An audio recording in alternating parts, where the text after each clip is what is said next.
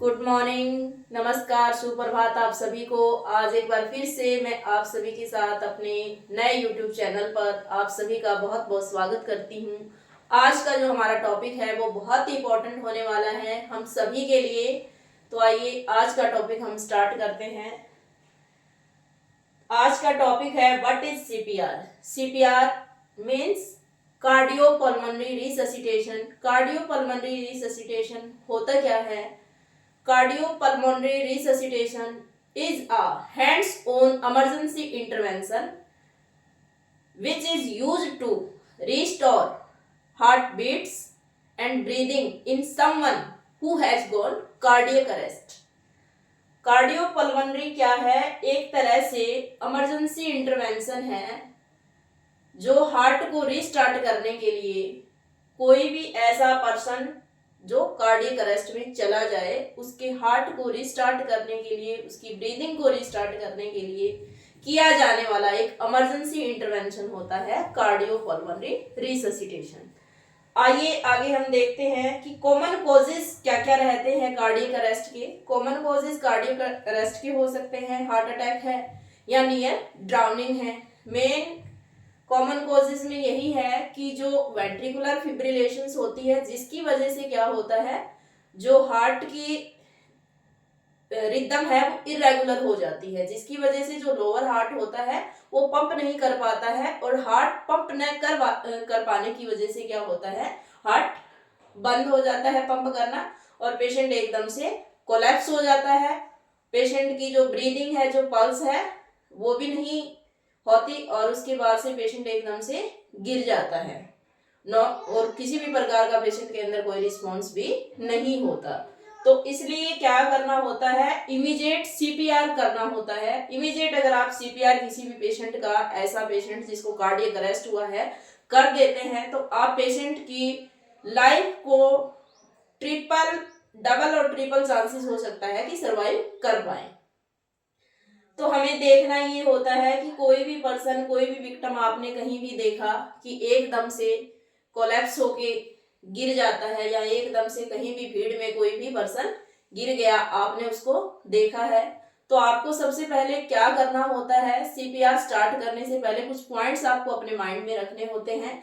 जैसा कि जो विक्टिम है अगर किसी भी ट्रैफिक में फंसा हुआ है या कोई ऐसा हजार्ड जगह था जहाँ पे पेशेंट गिरा है या जो पर्सन गिरा है, उसको आपको सबसे पहले खुद को और उस विक्टिम को सेफ जगह पर लेके जाना है। उस जगह से आपको उसको सेफ जगह पर लेके जाना है। उसके बाद क्या करना है, आपको उसको लाउडली पूछना है कि आर यू ओके। आपको लाउडली उससे पूछने के बाद आपको लगता है कि किसी भी प्रकार का रिस्पॉन्स हमें पेशेंट में दिखाई नहीं दे रहा, देन आपको क्या करना है, इमरजेंसी के लिए कॉल करना है। इमरजेंसी हेल्प के लिए आपको कौन किस नंबर पे करना है, 112 पे, 112 नंबर पे आपको इमरजेंसी हेल्प के लिए कॉल करना है। उसके बाद आपको क्या करना है, पेशेंट जो है उसको एक फ्लैट सरफेस पे लेटा लेना है, जो भी विक्टिम है उसको। उसके बाद उसकी ब्रीदिंग चेक करनी है। ब्रीदिंग कैसे चेक कर सकते हो कि पेशेंट की सांस चल रही है या नहीं चल रही, आपको देखना है। आप हाथ से देख सकते हो, गर्म जो हवा आती है नाक और माउथ के थ्रू, उससे अगर आपको कुछ फील हो रहा है, नहीं तो आप जो बीटिंग साउंड्स होती है ब्रीदिंग की, उससे, या फिर जो पेशेंट का जो चेस्ट होता है वो रेज होता है या फॉल हो रहा है, उस चीज को आप देख सकते हैं। आपने ऑब्जर्व करा कि ऐसा कुछ भी पेशेंट में नहीं है। उसके बाद आप पेशेंट की जो नेक है उस पर कैरोटिड पल्स रहती है, नेक के ऊपर जो पल्स है उसको आपको चेक करना है। अगर आपको लगा कि पेशेंट के अंदर there is no pulse, then आपको क्या करना है, इमीडिएट आपको सीपीआर स्टार्ट कर देना है। तो ये 4 पॉइंट हमेशा ध्यान में रखने हैं जब भी किसी ऐसे पर्सन को आप देखते हैं जो एकदम से कार्डियक अरेस्ट में चला गया, एकदम से गिर जाता है, तो उसके लिए। उसके बाद हमें क्या करना होता है कि जो इमीडिएट हमें सीपीआर स्टार्ट करना है उसकी हमें क्यों जरूरत है, इतना इमीडिएट रिस्पॉन्ड करने की क्यों जरूरत होती है, क्योंकि अगर इमीडिएट कोई भी इंटरवेंशन स्टार्ट नहीं किया गया तो क्या होता है, जो ब्रेन है उसके अंदर ऑक्सीजन की जो सप्लाई है वो रुक जाती है। अगर 4 से 5 मिनट तक ऑक्सीजन की सप्लाई ब्रेन में नहीं पहुंची तो उसकी वजह से क्या हो सकता है, ब्रेन डेड हो सकता है। इसलिए ब्रेन के अंदर जो ब्लड फ्लो है उसको बनाए रखने के लिए इमीडिएट इंटरवेंशन जो होती है आफ्टर कार्डियक अरेस्ट वो करनी होती है।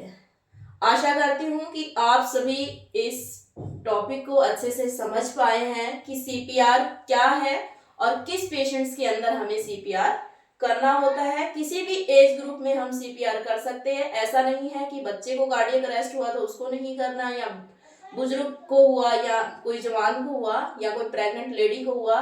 कोई भी पर्सन किसी भी एज में हो, अगर किसी को कार्डियक अरेस्ट आता है तो सीपीआर ही एक इमीडिएट इंटरवेंशन है जिसकी वजह से आप किसी भी पर्सन की जिंदगी को बचा सकते हैं।